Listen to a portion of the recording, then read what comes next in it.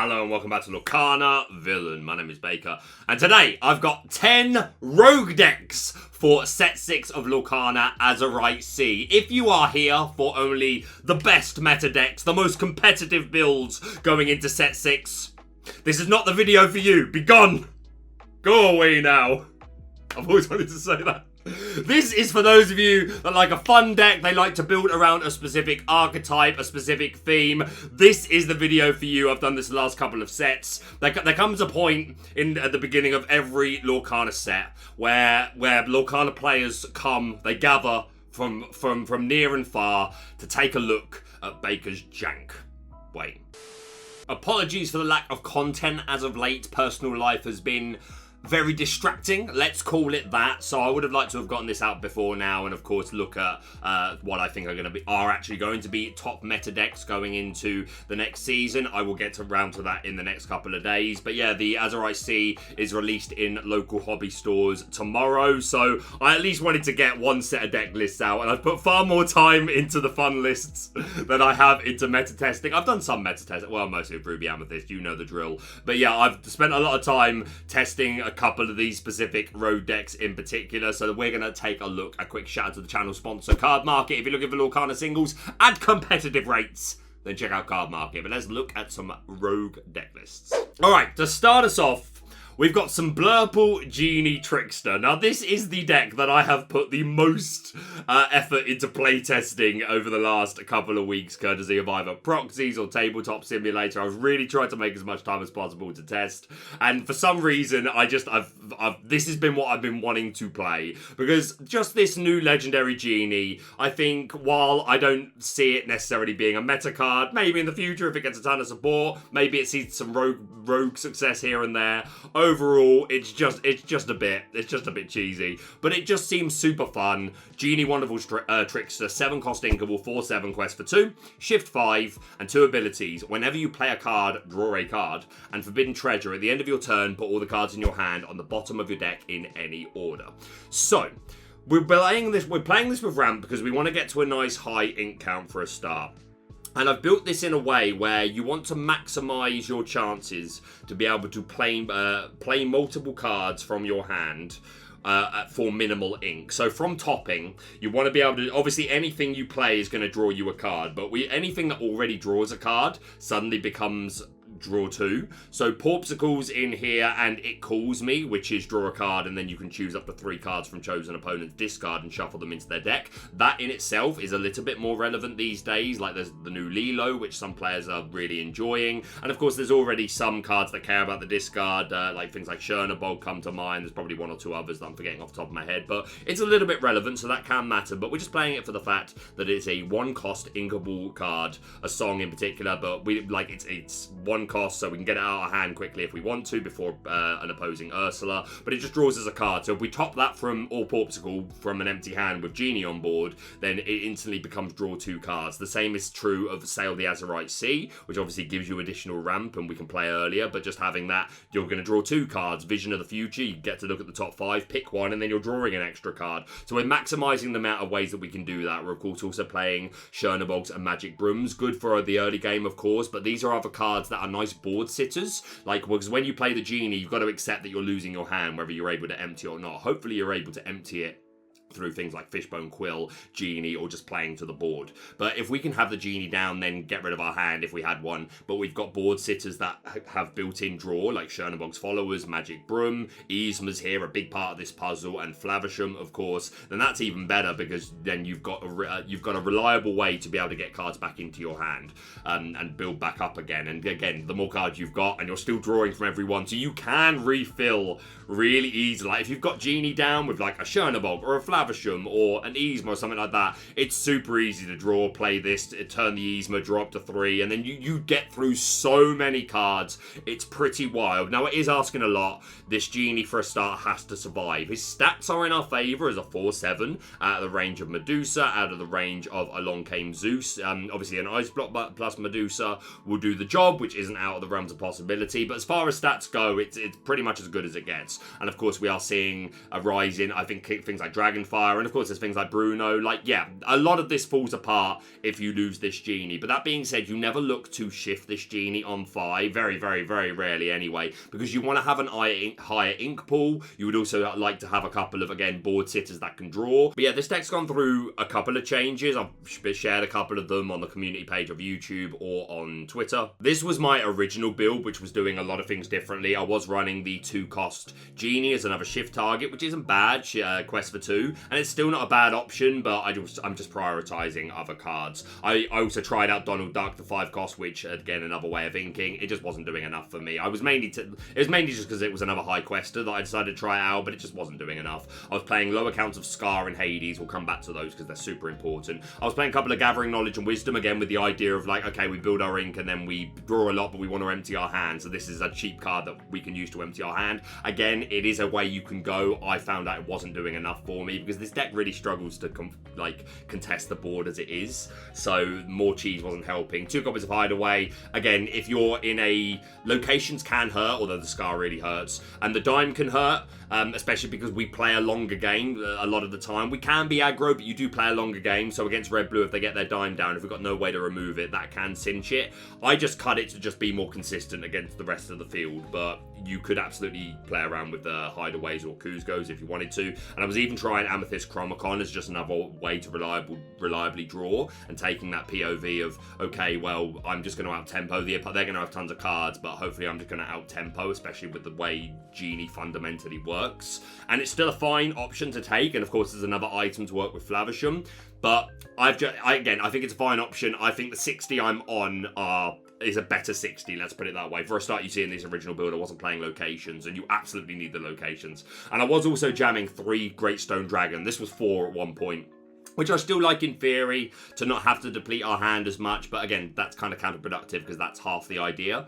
But again, also the fact that we have a lot of these low-cost characters, Brooms, Bogs, T-Pose, things like that I thought we could get a lot of bang for our buck out of Great Stone Dragon, and it performed okay. But Fishbone Quill is fundamentally better, just again, as not a good ramping tool, but another way that we can get cards out of our hand, because sometimes after you do play Genie, you find yourself not able to completely deplete your hand. Sometimes you can through T-Po and Azurite Sea and just playing to the board and inking, things like that. But you do sometimes find yourself in a position where you're throwing away a couple of cards. Don't get me wrong, it's not throwing away, it's putting to the bottom of the deck. But there's a lot of times where we would much prefer to have just been able to ramp a little bit more. So I think Fishbone is far superior, but I still like the 1 Great Stone Dragon. Scar and Hades, so important. I'm on a 3-4 at the moment, and the 4 Hades is super necessary because you don't combat the board early. You can have some tempo questing with the likes of Genie, although that's basically about it. And again, you can get some questing, some cheeky questing with your 1 and 2 drops if your opponent's a slower deck. But fundamentally, we're quite slow and we don't combat the board very well. So having these Hades and Scar as removal options are so important. You could potentially play Scar on 4 after Fishbone Quill, or a combination of T-Pose and Sail the Azurite Seas on 2 and 3. And that's super important. The 4 willpower is okay. Like, there are some things that obviously we don't like to challenge into because we won for what we would rather. You would obviously rather always get more bang from your buck out of something like Scar. You wanted to take something out, survive the hit, and then be able to get some more value. Sometimes you do get that. 4 is okay because 3 is an important number in Lorcana. Like if you're going into things like Smee or the new Calhoun, I think that's what her name is. Then things like that, then you're fine. But there's obviously some annoying things to challenge into, like Chempo can be annoying. But again, if you're removing the Chempo, it's because you want your other characters probably to be getting rid of aggro stuff or just like Steel Song stuff that might not be as strong, and you can deal with some of your low strength attackers. And obviously 4 locations, Queen's Castle in particular, Scar is fundamental. And yeah, Hades is just because we have no other removal, we have no other way of controlling the board. So yeah, that's pretty much where I'm at the moment. I'll say it's so fun. Like again, limited tests. I've done quite a lot of tests. I've easily got 40 reps behind me with the Genie deck, and like with this particular build, maybe 10, something like that. And yeah, like again, I don't know. And yeah, it is just super fun. Also, draw attention to the Pan Shadow, which is kind of necessary for Diablos. If they get under the Cove, then you cry. But like, I've got quite a few times where I've been able to just respond with the Peter Pan to the Diablo who isn't at a cove. So yeah, this is the list that I'm super enjoying. It's a lot of fun. It's not going to be a top meta deck. I wouldn't even call it a rogue deck that I think will top. There's a chance that someone else finds a way of this Genie being an interesting inclusion in like a rogue meta deck, but this has been super fun and it's been fairly consistent to at least have fun. So yeah, by all means try this out if you wish. Alright, let's look at another disgusting build. This was inspired by a picture I saw from Seattle, which was, I don't know if it was originally posted by Furter20 or just retweeted by him, but that's how I saw it anyway. But it was some of the RB devs in Seattle who were using set 6 cards. And they were playing with this Microbot monstrosity along with Ariel, is it Who's It Collector? Is that a name? Who's It? Yeah, Who's It Collector, which is absolutely disgusting. So naturally, I've built a version. I only had one picture to go by from cards, which was like basically just a load of Microbots, Ariel, I think maybe a Pete, and a Medal of Heroes. But yeah, this is the version that I've put together. I do have another one that I'll briefly show after this, which is not a whole new world version, because obviously if you do end up losing your whole new world to Ursa's, then I think a lot of the deck probably falls apart. So I will show you another build which is non-wheel. But of course, you like Flavisham can just do the job. And of course, we've got 8 Porpsicles, we've got the 4 Porp and the Grey Porp. Try the grey stuff. It's delicious. But yeah, if you're not familiar with this Ariel, or you just need a freshen upper, 4 cost uninkable for 3 quests for 1. And look at this stuff. Whenever you play an item, you may ready this character. May I draw your attention to the lack of this character may not quest for the rest of the turn text. So she can just keep a quest in. So that's the name of the game here. And also we have this new character from Azurite Sea, Yokai, scientific super villain. I love him. I'm a big fan. I only saw this hero, this Big Hero 6 fairly recently, and I super enjoyed it. And this villain, top tier, mate. 9 cost inkable, 6/10. Big. Quest for 2, shift 6. And he has Neurotransmitter. You may play items named Microbots for free, and technical gain whenever this character draws a card for each opposing character with 0 strength. Sorry, I definitely put the inflection in the wrong place there. Whenever this character quests, draw a card for each character with 0 strength. So we are not, this deck isn't playing into that ability. You can absolutely build decks to play more into that. We're not building this deck around trying to get that part of the ability off. If we ever do, just because they just happen to have 0 strength, maybe they're a cursed merfolk. And I think there's 1 or 2 more. But then, cool, great, fun times. But it's not why we care.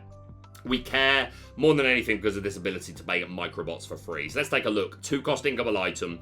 You may have any number of cards named Microbots in your deck. So we run in 8, which may be not enough. TBC.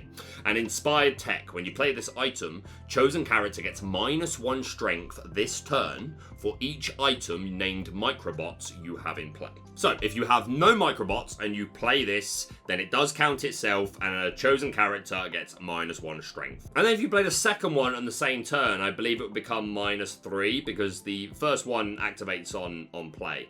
But then the second one, so it's -1. But then the second one would count for itself and the other one, so it would become -3. I need to double check that, and if I'm wrong, someone let me know in the comments and I will pin it. Just to confirm, I did check this with Lorcana rules expert and judge Googly Glimmers, and yes, if you play 1 Microbots and then a second, the first one doesn't adjust to see the second, so in this circumstance it would be a -3.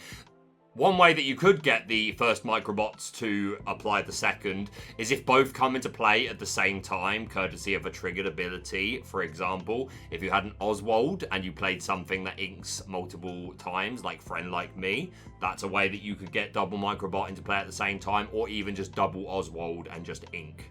So yeah, that's how that works. Fortunately, it's not the main reason that we are playing this. Again, it can be something that comes in useful, and it is a way that we can potentially get the set of the technical gain ability off. But again, not the point here. It is simply the fact that we can play that we can have 8 of them, and we can play them for free if we have Yokai on the board. So you already see what we're planning here. We want Ariel on board, and we want to just quest with her and keep playing Microbots for free and just keep questing with her. Additionally, of course, we've got the 8 Porp, the 8 Grey Porps. So these are very cheap items to use some of our ink to just, and again, keep drawing cards and just keep readying and keep readying and questing. So that's the idea behind this. We're also playing 2 copies of Medal of Heroes, which is a 2-cost inkable item. You exert and pay 2 and banish this item, and chosen character of yours gets +2 lore this turn. There's an argument to wanting to get a third one of these in here because this is an important piece of the puzzle to really, like, I think, make this pop. Really. If you can get 2 on the Ariel, amazing. But like, if you can get 1, so she's questing for 3, then suddenly you only need to re-ready her and quest her a number of times. And again, by this point in the game, it's probably turn 5, 6, 7, 8 maybe. So hopefully in that time you've also got a quest or 2 out of Smee, something like that. So it can become super, super dangerous. So yeah, we're a whole new world variant with the idea that we want to ramp high and then we want to get a whole big fresh hand, lots of ink, so that we can do this a lot, because we need lots of microbots. There are a lot of pieces we need to this. We need the Ariel on the board, and again, she doesn't have wards, so she could be in danger as is. We want to get a yokai on board so that we could, well, you could just play the Floodborn yokai, but then you've used 9 ink, and how much do you have left to keep playing items beyond your microbots? So preferably we want to shift. I mean, that's still 6, but again, with ramp, hopefully we've still got some ink to play with, or even we did it on a previous turn. Again, there's a lot of potential setup required here, but we're going for the fun. And we do like, of course, the shift target, which is the 4-cost inkable yokai, 3/3 quest for 2. Whenever this character quests, you can return one of your items to your hand to pay 2 ink less for the next item you play this turn. So that's really cool that he could, like, if he's on board as well, that's another way that we can then, okay, let's return the microbots or the Fortisphere or the Porticle back to my hand, and then we're not paying for it, even if it's the Pauper or the Fortisphere, because of his ability, and then we're still readying Ariel. So that's really, really cool. We've got some Peats here to protect us against things like Be Prepared, to try and help protect our board a little bit. Of course, Flavisham is a great draw engine. 3 copies of Cogsworth in here, mostly to be a singer for a whole new world. We've also got 4 Beasts as another way to draw if we don't get off a whole new world, and some Ruby Amethyst lists are cutting Medusa at the moment. I don't know how long that's going to stick. It's the burn versions, but the burn versions probably just beat you anyway. But yeah, I think there's a window here where Beast is a little based early meta. I think he's a little safer, is the word I was going for. And of course, a singer for a whole new world, if you so wish. But yeah, 3 Cogsworth here to be a more reliable singer for a whole new world. 1 copy of Fire the Cannons, you may want to find another copy of this. Like, sometimes this on turn 1 can win the game. And then some ramp in the form of Sail the Azurite Sea and 3 Fishbone Quills. And yeah, it's a 2-line special, so it's got to be good, right? It's got to be consistent. I haven't tried this one yet myself, to be honest. This is just the build. This is just my brainchild. But yeah, give it a try. Let me know what you think. Oh yeah, and then the non-wheel version I will show very quickly, because we're not a wheel version. We're not playing. I've not put Beasts or Cogsworth in here. You could still technically put in Beasts. Instead, for our draw, we've gone with a Cheetah engine, running 3 copies of her. So the second time we ink in a turn, we can draw more cards. We still don't have a lot of ramp cards. That being said, it is literally Fishbone Quill and Sail the Azurite Sea. Hopefully that's enough. Also, because I foresee that we will be slower, because we're not I think this will not be as quick as a whole new world variant. I think you need a bit more board control, so there are 2 Hades in here. We found the second Fire the Cannons. Also 2 copies of Smash, which can be important, like if nothing else, just for the new Gantu. And still only 8 microbots. And yeah, in either of these decks, you may, like, this counter microbots may need to come up to 9 or 10. Again, this isn't really tested. This is just my brainchild. But yeah, if you like the look of either of these, please give them a try. Let me know how they feel. A quick look at GreenSong, which is the most unoriginal and is probably closest to actually being a meta deck, but you probably just take out the 2 cards that I've added. Just take it back to what it was. But yeah, I wanted to build a little bit around the Bend to My Will and Iago and the idea of playing it cheaper. So there are builds where you can mess around with things with like Dr. Facilier's cards. And there's an item, which is when you play the second action in a turn, you draw a card. It's in green, like you can play around that. But I think this is probably just the better way to do it. And then I think there's even an argument to just going back to standard Amber Emerald Under the Sea. But I think a lot of the Amber Emerald Under the Sea shell works with this just simple inclusion of 2 Bend to My Will and 3 copies of Iago. So the deck's doing all the same things it's ever done before with its discard package and its way to manipulate strength to get Under the Sea online. But we also have other lines here and other ways to make our opponent discard discard if we haven't been able to spend the time to, like, maybe we miss Prince John, or maybe it's just not been relevant to play our discard cards. Maybe we need to play Muses on 4 instead of You Have Forgotten Me or something to discard. Maybe we need to play Ariel or Prince John on 3, something like that. Sometimes you don't get the discard off, so it's just as good to just build to that. Okay, let's just do it slightly later with Bend to My Will, all in one. So, and there's also the potential line here of Prince John into Iago into Bend to My Will, which sounds pretty cheesy. But yeah, not a lot to explain here. This is a pretty standard meta deck where I've just added this, like, the most simplistic part of this engine in, which I do think there's some synergy there. I'm not saying this is naturally the best way to play this, and I actually think there's something to be said for the best way to really cheese the Bend to My Will Iago is potentially with Sapphire, with a bunch of ramp, and then you play Clarabelle, which I'm not showing that sort of deck, but I think that could be a way to go. But this was one that I just wanted to highlight. Alright, let's look at some EA Tempo Maleficent Bounce. So, in set 5, we got the Floodborn Maleficent Formidable Queen, who is an 8-cost uninkable, shift 6, 7/7 quest for 2, and when you play her, for each of your characters named Maleficent in play, includes herself, you return a character, item, or an opposing character, item, or location with cost 3 or less to their player's hand. 3 or less is okay. There are a fair few relevant characters that fit that mold, and then against, like, any low to the ground deck, aggro, Amethyst Steel, like, you're gonna board wipe them completely, or board bounce them, should I say. But yeah, this was another Maleficent similar to the other one in set 5, which on quest you can discard a card and you get the same effect for one character, item, or location of cost 3 or less. But in set 6 we get the kind of the piece that puts it all together, which is Maleficent's Staff, 2-cost ingable item. Whenever one of your opponent's characters, items, or locations is returned to their hand from play, gain 1 lore. And this is maybe like a bit of a payoff to this. Also worth noting, if your opponent is playing any sort of bounce deck, Amethyst with rabbits and snakes and foxes, then this kind of punishes them. You're gaining lore all the while.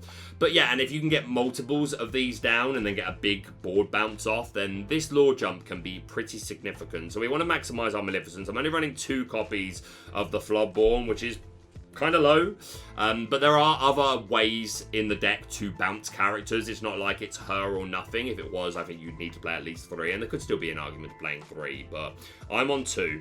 Running 4 copies of the 3-cost Maleficent from set 5 that I just mentioned that also has that bounce effect, and 0 strength, like she falls to brawl, but again, so does a lot here. We're just playing into the fun deck, but 4 willpower is pretty nice, and questing for 2 is pretty nice. Playing 4 copies of the Sorceress from chapter 1, just nice consistent drawing a card, and 3 copies of the 1-cost uninkable 2/2. Again, we're hoping to get a lot of our lore gain from stuff and our bouncers, so in the early game, any cheeky lore that we can get out is going to be super great, and again, it's just another card called Maleficent. We're also running 2 copies of Milo Thatch. I need this card to be semi-good. I pulled like 6 of them in my Into the Inklands box openings. But King of Atlantis, 7-cost uninkable 4/4, quest for 3. He's a shift 4 and take them by surprise. When this character is banished, return all opposing characters to their player's hand. So obviously this does not have the filter that Maleficent does on character 3-cost or less. So this is pretty cool. So if we can get this to go off along with a couple of Maleficent staffs on board and them having 3 or 4 characters, that could be a lot of lore gain along with just more, I'm not going to say more consistent board control, because even getting this off is not consistent, but again, Maleficent, it hits more things than Maleficent is the point that I'm trying to get at. So that's super cool. Running 3 copies of the Floodborn Unwavering Schemer Gothel, who your opponent bounces one of their own characters when you play her. Again, the bounce effect, good stats. We love to see it. Also 2 copies of the 2-cost Conceited Manipulator, which is a shift target. Can't talk, words are hard, but also has a built-in ability to bounce characters, which is the name of the game. We're on a 2/4 Clarabelle engine. I'm only on 2 of the 1-drop because we're also playing 4 copies of Morph, who can obviously shift into either the Gothel, the Clarabelle, the Milo, or the Maleficent, so I think he absolutely has pride of place here. And yeah, just 2 Clarabelle I think is fine. 4 Shannon Box followers just for, again, the early draw. It can be like, it's not a great check against Fling, because they then normally play a character with more than 2, but sometimes 2 can at least buy the turn. So I think that can be important. Running Ursulas to get rid of those we do not want to see a Be Prepared. And of course, just sniping any song is going to feel pretty good. Running 4 copies of the new uninkable Genie Wish Fulfilled with evasive quest for 2, and on play you draw a card. This is I'll talk about this more when we look at meta decks, but my god is Genie good.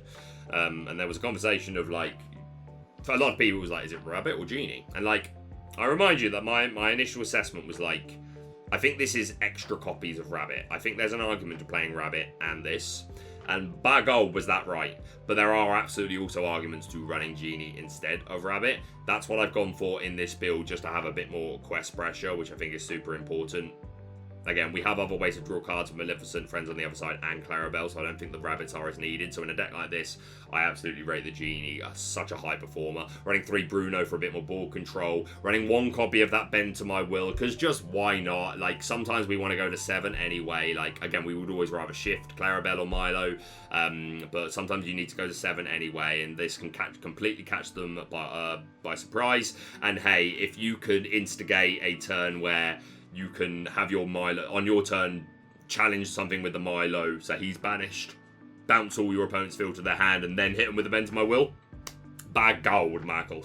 So, and then 3 copies of Sir Here's Anti-Diablo. I think it's just kind of necessary. And then 3 copies of Library, because we've got a lot more low-cost characters. So I think in decks lower to the ground, there is an argument to Library over Castle, but I'm never going to be mad at someone if they replace this with Castle. So, yeah, that's the name of the game. Try and bounce as consistently as we can. Get benefit from Maleficent staff. If you like the look at this, please, by all means, give it a try. Let me know how it goes. Alright, me hearties, let's take a look at some Ruby Steel Pirates. Now, there's a few ways you can go about building pirates this set. There is a argument to be made for pairing with Emerald that has some interesting pirates, especially the new Daisy Duck. And I happen to know that Lorcana Goons has featured a list of that type on his channel. So go check him out for that particular build. I think he sort of nailed the list that I saw that he did. I think he sort of nailed it. I didn't feel the need to... no notes. So we're looking at some Ruby Steel. Now, this is super playing into the archetype. For nearly every decision and card in this deck, there is arguably a more meta bomb. But we're not here for the meta. We're here to take the theme deck and make it as meta as it can be. So I have decided to be a whole new world variant.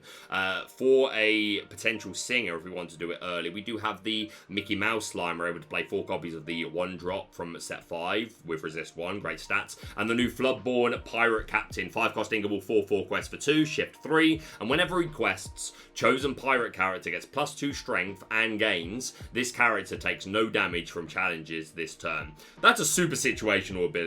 But if you do get that situation off, it is pretty powerful. So that's pretty cool. His stats are pretty good at a 4/4 and quest for 2. Falls to Zeus, but if you got use from the turn you shifted him, then we care far less. And yeah, he's just cool. And he's one of the few cards like pirates that actually care about other pirates. There are a couple of others which we'll look at today. But yeah, this is just, again, another cool pirate to play and a nice way to sing a whole new world. I'm also playing the Moana line. Now, there's an argument to taking out this Moana line completely, or at least taking emphasis off of it. We've got 4 copies of the 1-drop, which you may want to play anyway because it's just super well statted. But then we are playing 3 copies of the Floodborn and a couple of locations. So the Floodborn, she's 7-cost Inkable, 6/5, shift 5, quest for 1, and on play you can move any number of your characters to the same location for free, and you gain 1 lore for each character you moved. So if like this could be a big jump if you've already got 3 or 4 characters on board, and then whether it's because you've shifted Moana or because you played her, and she can include herself in the characters she moves. That could be a 3, 4, 5 lore gain, so that's pretty cool. She's also super well statted.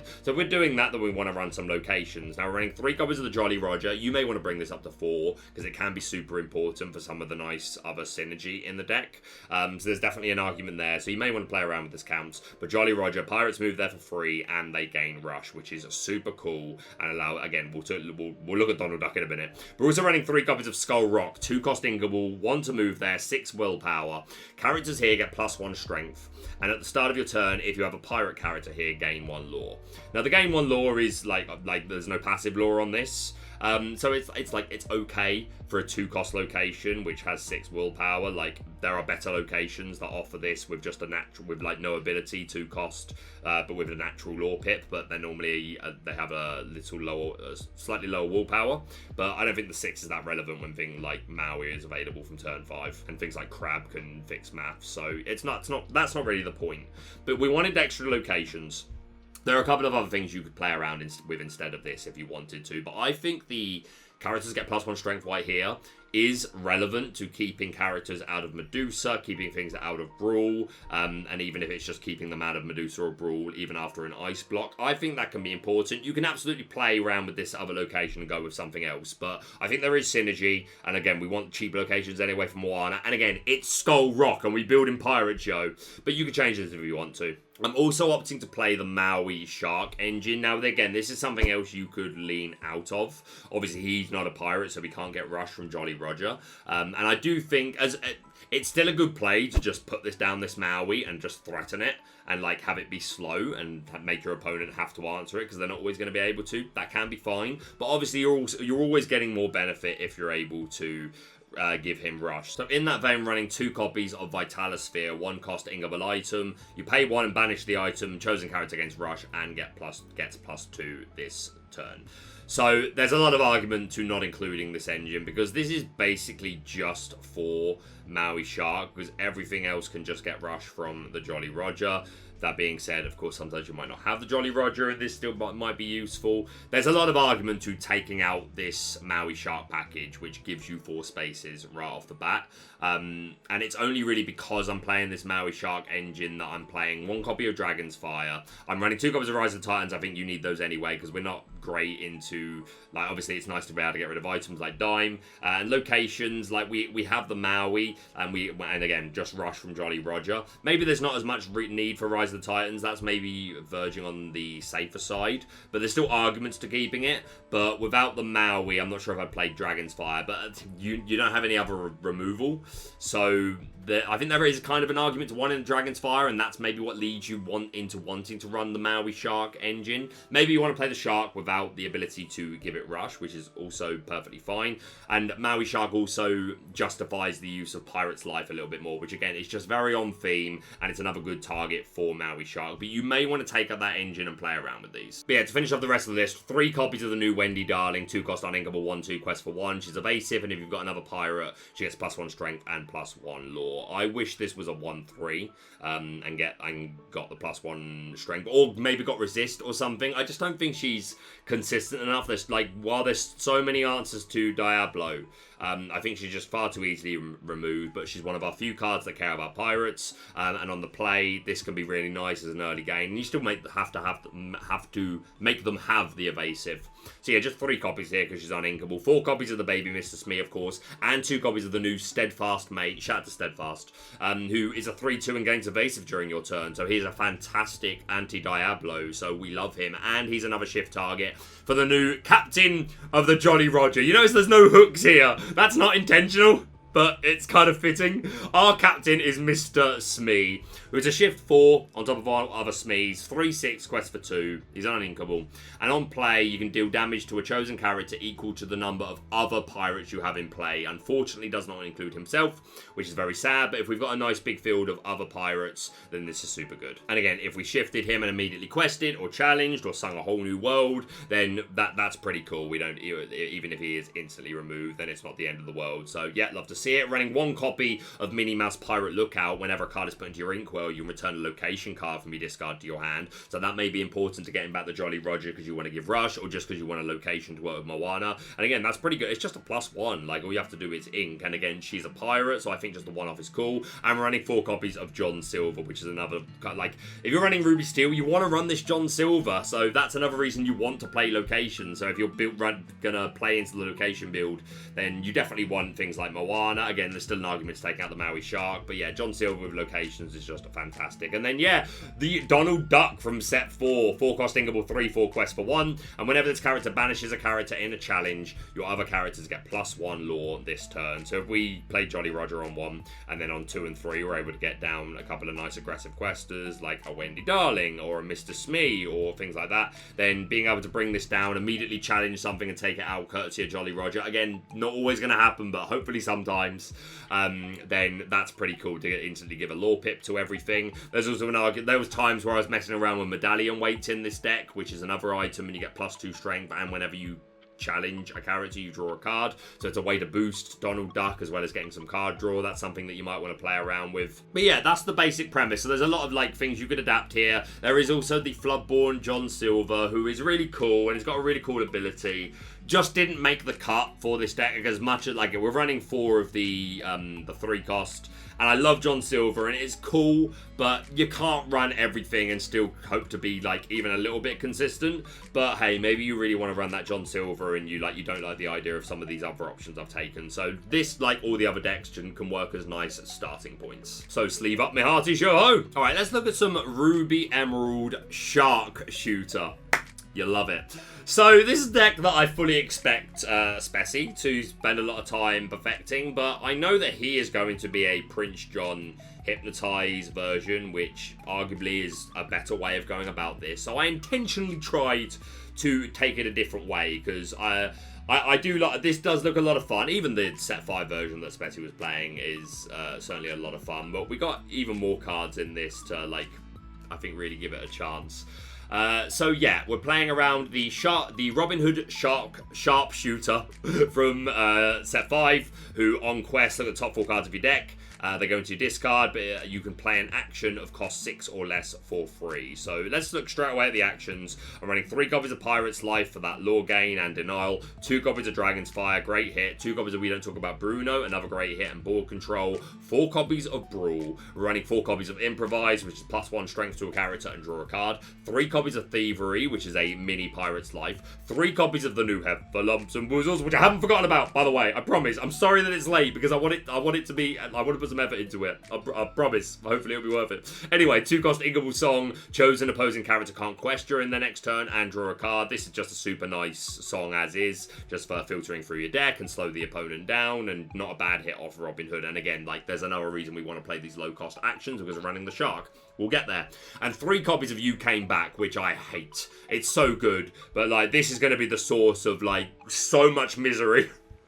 It really, really is. 3 cost Uninkable, ready chosen character. 3 is still too cheap for this. Uninkable, like, is not enough of a punishment for how good this ability is. So yeah, crazy. We can use this to quest multiple times with Robin Hood and use the ability multiple times. Mad. Incredible package here. We're playing the Diablo package. We don't have a lot of draw. Yes, we want to cheese the opponent with the turn 2 Diablo. We've got plenty of actions. We're running 2 copies of Cove, which I think is low. I think we're going into 3-4 Cove meta. I've always said 2 was low, to be honest. As an inexperienced Diablo player, it just feels like such an important piece of the pie that every time I saw 2, I was always like, I feel that this is a 3 or 4. And I'm being a hypocrite here by only running 2. So you might want to rise this. We're also running 3 copies of Sherwood Forest. Robin Hood can move there for free, but characters there get ward, and they can exert and pay 1 to deal 2 damage to a damaged character, which is something that might come up. We don't care. We want the ward. Robin Hood needs to be... And again, anything there gets ward. It's just that Robin Hood can move there for free, so we cheese him with this. And then, yeah, the Maui Shark, who we took a look at not long ago, 6 cost Ingable, 7/5 evasive. When he challenges another character, return an action from your discard to your hand, and whenever you play an action, gain 1 lore. So, like, action, being able to replenish actions, it works well with Robin Hood, who puts them into the discard, so we can hopefully filter out the specific ones that we want. We have cheap actions that we can hopefully gain a lot of lore in a turn with the Improvisers and the Thieveries and the Lumps and Woozles. You Came Back and Maui literally can cycle. If you've got multiple things you can challenge, or the same thing that's living, then you can cycle this You Came Back, which is just insanity. I'm running 4 copies of the new Tigger in the Crow's Nest. When you play an action, this character gets +1 strength and + lore. Hey, if we're looking to potentially play 2 actions a turn, questing for 3 on a 3 cost, yes please. 4 copies of Ursula to get rid of those songs that we don't like, and 3 Sir Hiss to answer the opposing evasive. I don't know how good this is, but I super like this list, to be honest. Especially with the Sherwood Forest to protect the Robin Hood against Brawl. So yeah, that's what we're doing. Let me know what you think. Alright, let's look at some Emerald Sapphire Inventors. The first thing I'm going to say is this deck really needs Ursula 2s. It really does. I'm going to leave that to you to find the space. You probably cut the Bento I Will and the Lucky Dime straight up my head are probably 2 picks. So again, this is, nearly every card there's an argument there's something better, but we're playing into the archetype, my villains. And the one that I decided to play into the most is We Could Be Immortals. Immortals. I can't remember the words. I love Fall Out Boy as well. Another one. Anyway. 4 cost Ingable Song. Your inventor characters gain resist 6. It's a big number. Then, this turn. Bruh, I said that all wrong. They can resist 6 this turn. Then put this card into your Inkwell face down and exerted. So we're playing into this more than anything. So I was like, okay, let's build more into that and just get like high questers and just see if we can absolutely cheese. So in that vein, running 4 copies of the new Hiram Flavisham Intrigued Inventor. He'll find a way to make everything mouse-sized. Love it. Who is just a generic 2-cost uninkable. 0-2 though is a more unique stat line for this. But questing for 3. Of course he's removed by Sisu. Of course he's removed by Under the Sea. Of course he's removed by Brawl. Of course he's removed by a Swift Gust of Wind.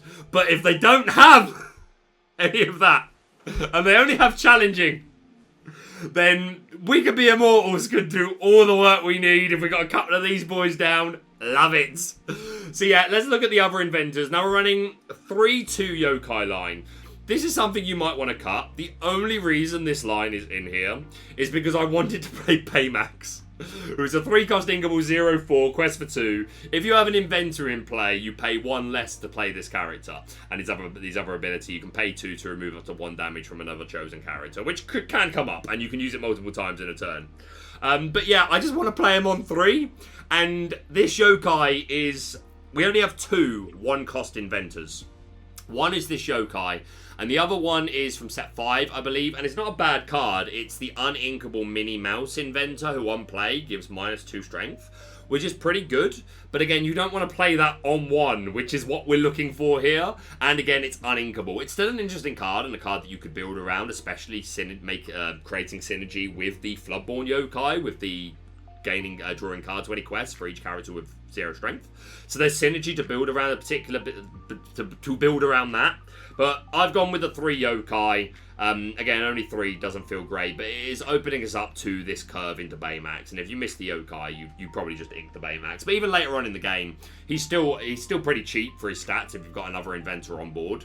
So yeah, if we're going to play 3 copies of the 1-drop yokai, I'm running 2 copies of the Floodborn. We're not playing any Microbots. Sometimes you might get his ability off. We're not built around it, but hey, if you're playing the yokai anyway, this is like a really aggressive shift target for later on in the game. And again, we are ramp, but again, these are absolutely changeable. Like the Baymax yokai. That if you're looking for changes, then that's absolutely somewhere you can start. Of course, we're running Tadashi with this incredible ramp effect. As long as he's banished during your opponent's turn, both he and the top card of your deck go into your Inkwell, which is incredible ramp, and questing for 2. We don't care if they brawl us, fantastic. We're also running 4 copies of the yokai, who we've looked at earlier, who return an item and you pay 2 less.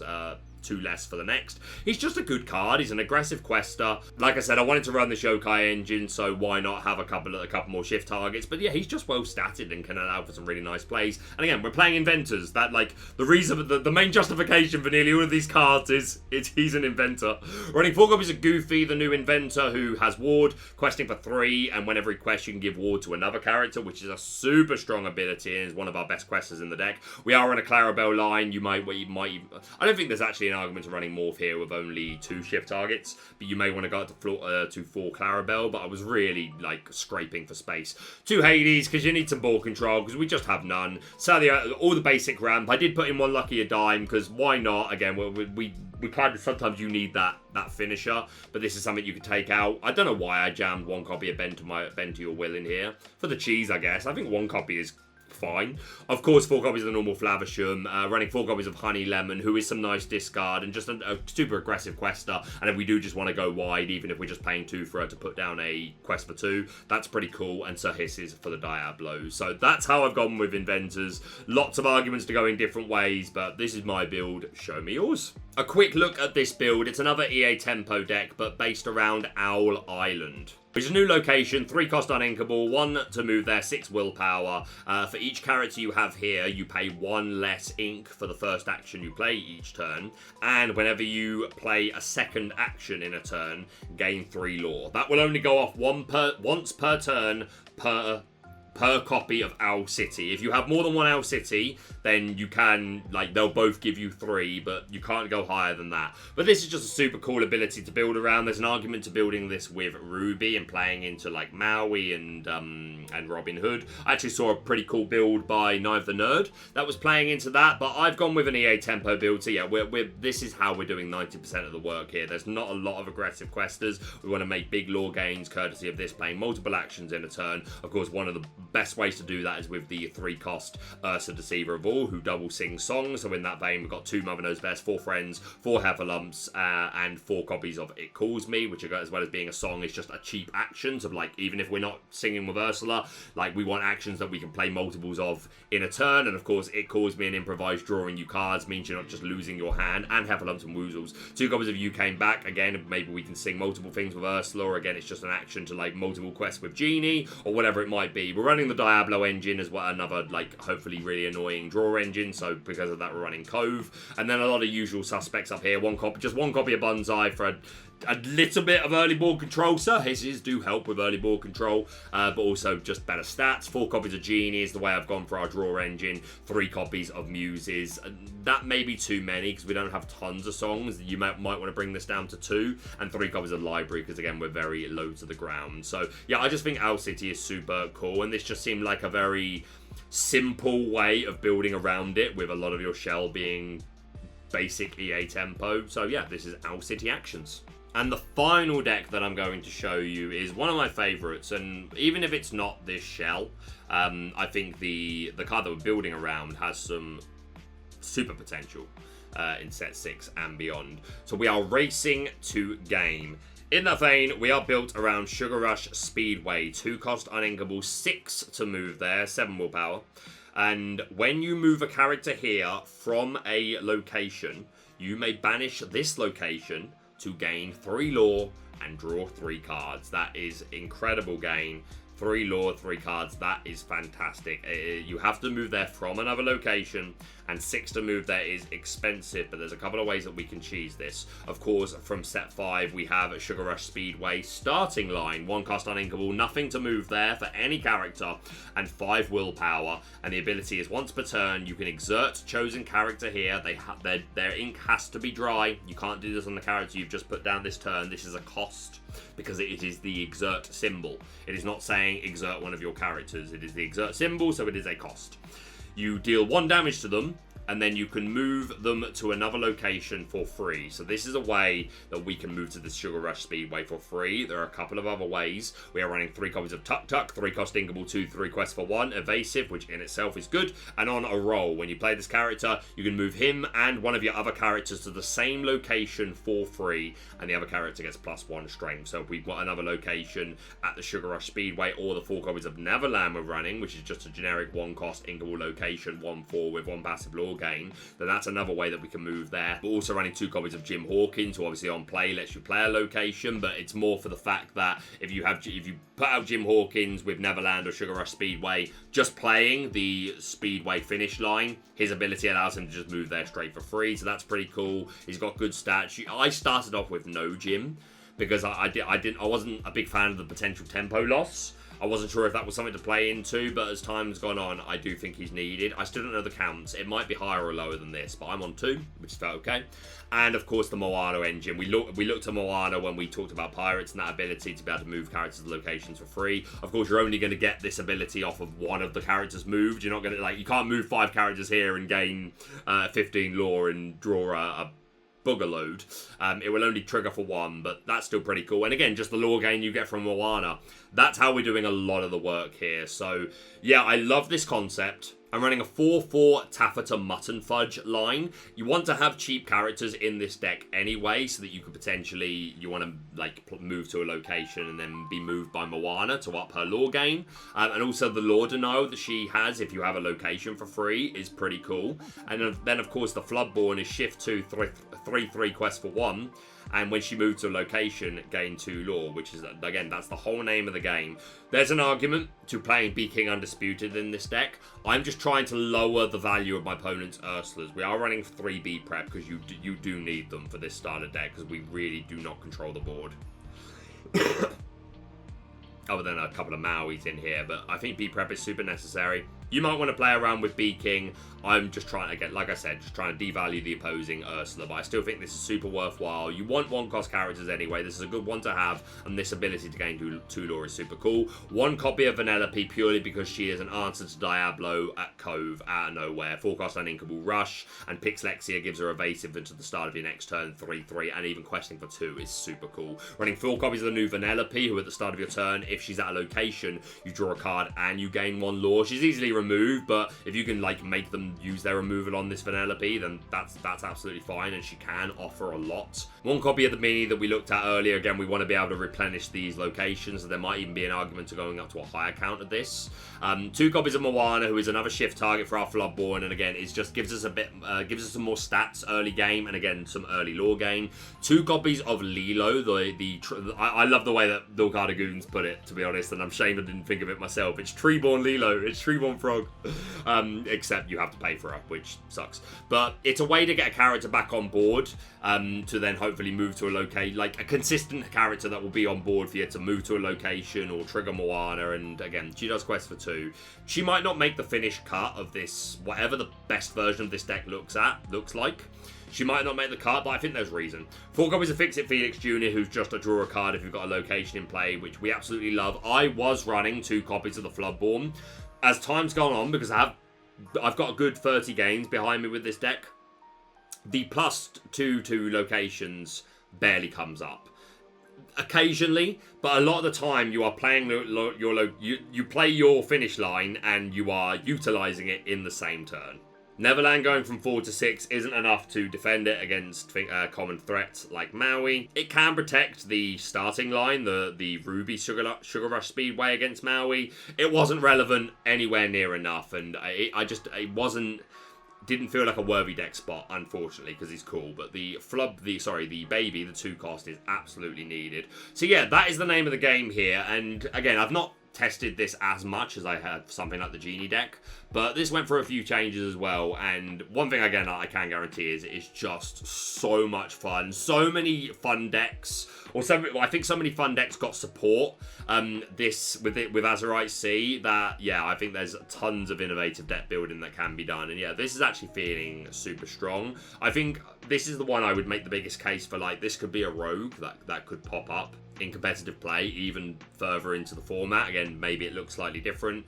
4 Rapunzels goes without saying. But yeah, this is my Racing to Game deck. Let me know what you think. And that is it for my rogue decks for set 6. Again, apologies that this is a bit late and for the lack of content in general lately. I've been a bit of a weird place lately, but I'm super excited for the set. Tomorrow I'll be going to the Disney Store in London to meet the artists that they've got there and pick up a little bit of product. The next video that you see on the channel will be something that was recorded a couple of weeks back. I've already mentioned me and Spessy were invited to try out some of the set 6 product at a store in Milton Keynes. And they also invited Neil and Bradley. Bradley is a Lorcana extraordinaire. I think he's 10 or 12. But yeah, we met him on that day, myself and Spessy, and he got involved in a bit of pack rush. So that'll be the next video that you see on the channel. And then I'll be releasing what I think are going to be the best early meta decks for constructed play. But yeah, that's going to be it from me for now. Thank you so much for watching. If you're brand new to the channel, please subscribe for all things Lorcana. Hit that like button to show support, and we'll see you soon.